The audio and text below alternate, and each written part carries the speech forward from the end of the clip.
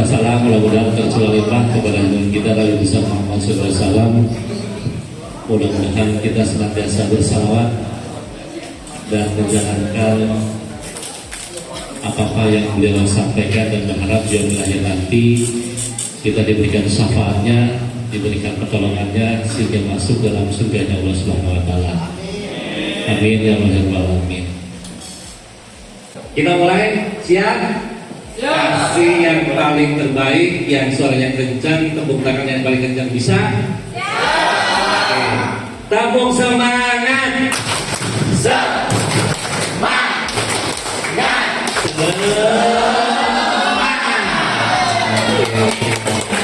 Nah, jadi Bapak Ibu, tugas pendidik itu atau sebagai guru mengajar, membimbing, mengarahkan, melatih, menilai, mengevaluasi. Ya. Jadi mengajar, membimbing, mengarahkan, melatih, menilai, mendidik. Supaya apa? Supaya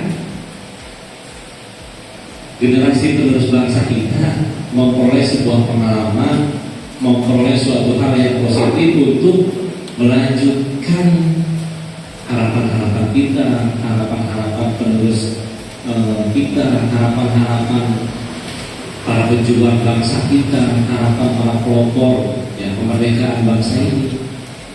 Supaya apa? Supaya negara itu tetap eksis. Gitu. Pernah ada kasus ya tadi secara ideologis agak sedikit berkurang ya, karena memang ya mau tidak mau kita berada di Indonesia saat ini, memang pemerintah yang sahnya adalah pemerintah Republik Indonesia, ya sudah begitu. Bentuk kita menghargai para pendiri bangsa yang menjadikan negara ini aman, tentram, mudah-mudahan kedepannya bisa sejahtera, ya sudah. Ya selama itu memang ya kita ikuti terkait dengan peraturan perundang-undangannya. Kalaupun para pejabatnya juga karena korupsi, para menterinya juga, ya sudah biarkan saja itu menjadi hal yang mereka lakukan, ya kita jangan ikuti hal yang tidak baik. Kenapa? Karena kalau terus kita berpikirnya negatif, dalam bangsa ini kita tidak akan maju. Bapak Ibu mungkin nanti akan capek. Sehingga saya berharap ya Bapak Ibu tetap setia kepada Undang-Undang Dasar, menjaga persatuan dan kesatuan bangsa. Supaya apa? Ya mungkin akhir-akhir ini kemarin terutama yang ada demonstrasi, kemudian sampai terjadi pengerusakan, pembakaran, kemudian mengambil penjara. Nah, sehingga ya ada potensi para pihak yang menginginkan kondisi negara ini kecil. Nah, kita sebagai bagian dari ya istilahnya lingkungan pendidik, sekolah, apalagi bisa kita lakukan sebagai PNS, ASN, berharap menjaga persatuan dan kesatuan, mengingatkan anak-anak kita walaupun mereka istilahnya baru ingin mencoba, ingin misalnya merasakan gimana sih demo ini, tapi kita harus berikan pemahaman yang positif. Ada masanya nanti untuk mereka misalkan berdemo, karena sekarang ya istilahnya tugas mereka belajar dulu deh, kan sebagai pelajar dan kasih anak-anak bisa melakukan mereka nilai, gitu kan ya. Pasti di kegiatan pembelajaran ada proses Bapak Ibu menilai, karena sekarang di kurikulum merdeka dalam pendekatan pembelajaran mendalam, penilaian itu harus otentik ya, terkait dengan hal yang dinilainya harus berbasis proses. Jadi bukan hasil akhir, bukan produknya saja yang dinilai oleh Bapak Ibu, tapi prosesnya di mana?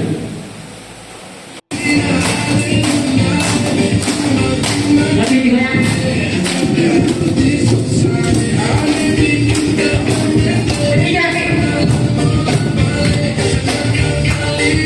Bapak Ibu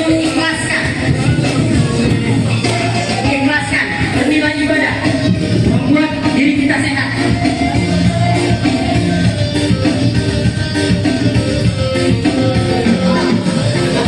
Ikhlaskan Bapak Ibu, yakin semua sehat.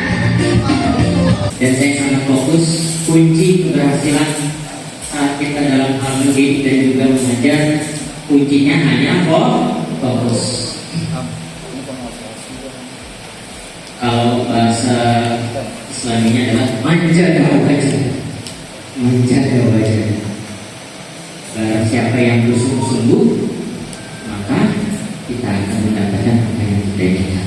Tinggal posisi kita saat ini, posisi Bapak Ibu saat ini mau di mana? Atau bahkan di sini.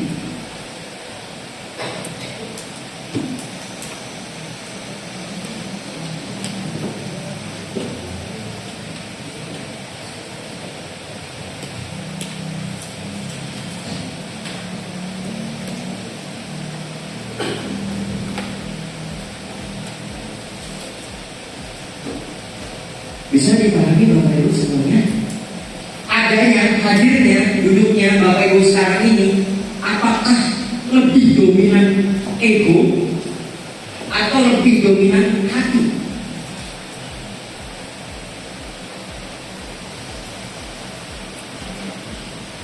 Saya sudah sampaikan, jangan lihat siapa yang menyampaikan, tapi lihatlah apa yang mau saya sampaikan.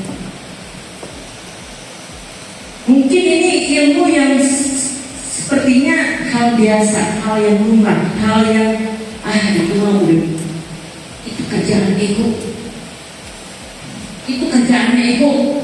Jangan sampai ego kita kasih makan terus-menerus.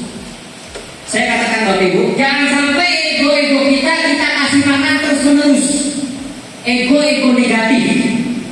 negatif. Yang kedua, jangan sampai ego negatif kita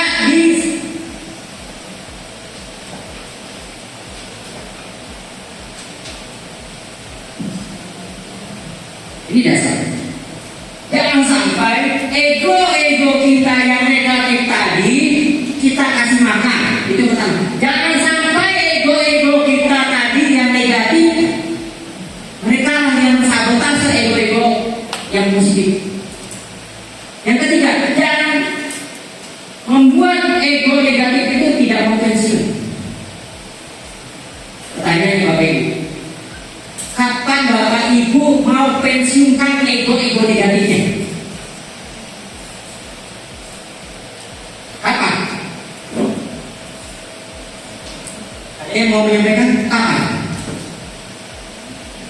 Waktu yang tepat untuk Bapak Ibu mempensiunkan ego negatifnya kapan?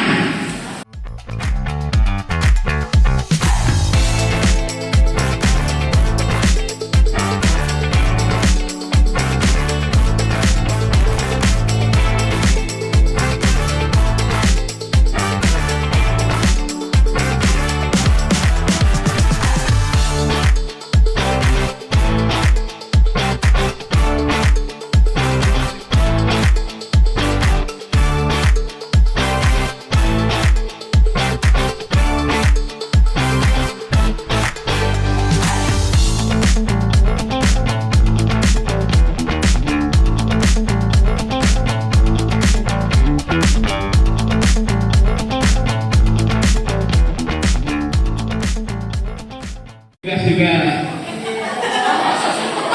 dan aja. Terima kasih. Oke. Baik, semangat semuanya. Pak semangat. Oke, sesuai dengan kesepakatan dari kelompok 2 mewakili Pak Fauzan di belakang sana. Pak Fauzan keren sudah datang. Kita sepakat bahwa kita pilih nomor 22 produktif. Karena sebetulnya jujur saya yakin Bapak Ibu di hari Sabtu ini pengennya kan libur ya. Oke, tapi kita kan harus bisa produktif. Bahwasannya kita di sini untuk belajar dan kita produktif. Terima kasih. Oke. Lanjut Pak. Ya, semangat kelompok 2. Ya, dan untuk kelompok 3 berdasarkan hasil diskusi selama 2 hari 2 malam, kita putuskan memilih nomor 4. Kenapa nomor 4? Karena kerakyatan yang dipimpin oleh iman kebijaksanaan dan perwakilan. Bukan. Karena hakikatnya kita sebagai manusia butuh yang namanya belajar, dan belajar. Terima kasih. Ya, dari kelompok kami memilih untuk yang nomor 31 ikhlas. Karena dalam kita melakukan sesuatu itu seluruhnya harus ikhlas.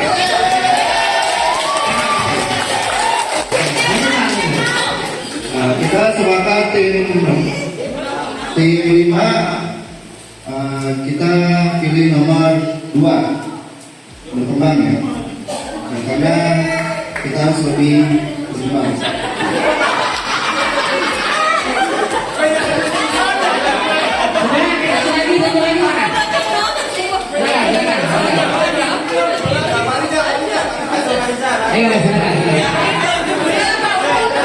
Ya, kalau dari kelompok 6 kami sepakat memilih yang nomor 25 niat, karena segala sesuatu itu harus niat ya Bapak Ibu ya. Sudah. Selamat pagi Bapak dan Ibu. Assalamualaikum warahmatullahi wabarakatuh. Selamat pagi sama Pak Dari dan jajaran Pak Dari gitu ya, yang terkait dengan pelatihan ini. Semoga kehormatan bagi saya Bapak Ibu untuk bisa berdiri di sini dan mungkin saya bilangnya nggak cuma sekedar belajar ya, tapi juga kita saling belajar gitu ya Bapak Ibu ya. Saya harapkan seperti itu. Perkenalkan nama saya Reja, Pak, Bu. Saya merupakan lulusan dari Filipina, dari S1 saya di Filipina, di Philippine Christian University of Manila, dan saya mengambil jurusan ilmu politik. S2 saya di administrasi publik di kampus yang sama. Saya sempat di Jerman juga untuk mengambil jurusan ilmu politik, tapi joint degree, jadi saya selesainya di Filipina. Dan S3 saya sekarang sedang ongoing Bapak Ibu. Saat ini saya sedang menjadi dosen PNS, masih cek sebenarnya. Pengalaman saya sebelumnya adalah tenaga ahli atau staf ahli Komisi 1 DPR RI yang bergerak di bidang komunikasi, intelijen, luar negeri, dan pertahanan. Jadi kalau misalnya di DPR RI, Bapak Ibu tahunya ada tenaga ahli anggota yang biasanya menempel pada anggota DPR, insya Allah saya tidak nempel-nempel mereka Bapak Ibu. Jadi insya Allah masih halal ya. Saya menggunakan artificial intelligence untuk interaktif class, untuk kelas yang interaktif. Dengan di scan dulu laptopnya.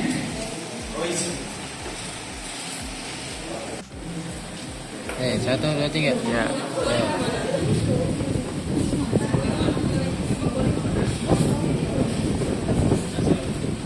Ini adalah salah satu media interaktif ketika Bapak Ibu tahu misalnya siswa kita digital Bapak Ibu, di mana dunia nggak perlu selalu melulu manual, semua udah penuh dengan ekspresi. Orang yang tadi pemalu kemudian muncul ada dunia digital, muka wajahnya bisa tampil di dalam sosial media, dalam kamera-kamera Zoom gitu kan. Terus dunia mulai berubah lagi ke arah yang serba virtual. Virtual itu artinya apa? Dunia kita pun punya avatarnya. Pak Panggi yang wajahnya sudah seperti AI dan Bu AI itu biasanya punya avatar cantik dan ganteng di dalam dunia virtual. Mereka bilang bahwa kemampuan yang gak akan hilang sampai kapanpun apapun zamannya itu adalah kemampuan satu, public speaking. Jadi kalau Bapak Ibu masih mempertahankan kemampuan Bapak Ibu untuk bicara atau mau mengajar, benar mengajar itu berbicara ya. Di dalam dunia pendidikan walaupun tidak mengajar pun harus berbicara karena jenisnya adalah pelayanan, begitu ya. Kemampuan yang akan pernah mati satu, kemampuan bicara. Kedua, kemampuan yang akan pernah mati adalah untuk bersolek. Untuk manusia itu benar-benar dihargai, tidak hanya dari cara berbicara mereka, tapi kemampuan untuk tetap presentable, tetap rapi, tetap wangi. Mulut jangan sampai bau odol expired Bapak Ibu. Benar, ketika mengajar, walaupun kita tahu dunia kita sudah AI dan sebagainya, kita jadi tidak menghargai karena Anda ketemu orang ini, udahlah ntar gue di Zoom cara pendekan, gue akan tetap bisa, saya akan tetap menghadapi siswa, udahlah itu aja gitu kan di depan Zoom. Tapi nggak kayak gitu. Kita harus tetap menghargai diri kita untuk tetap mempertahankan era manual yang jauh lebih presentable, jauh lebih punya etika dan lebih punya moral gitu Bapak Ibu. Jadi saya kadang kalau misalnya saya kan cara dosen Bapak Ibu, saya ngajar mahasiswa saya, walaupun Zoom ya, saya nggak pernah pakai cara pendek. Pasti saya selalu cara panjang, nggak pernah udah bawaan kan, pakai levis atau pakai cara panjang lah, cara bahan. Saya pakai yang kami semprot. Sampai orang tua saya juga bingung kenapa. Tapi itu adalah sesuatu yang kita pertahankan dalam diri kita di tengah-tengah gempuran pembelajaran digital atau AI. Ya. Jadi Bapak Ibu, saya berharap Bapak Ibu tidak hanya sekedar bangga dengan digital.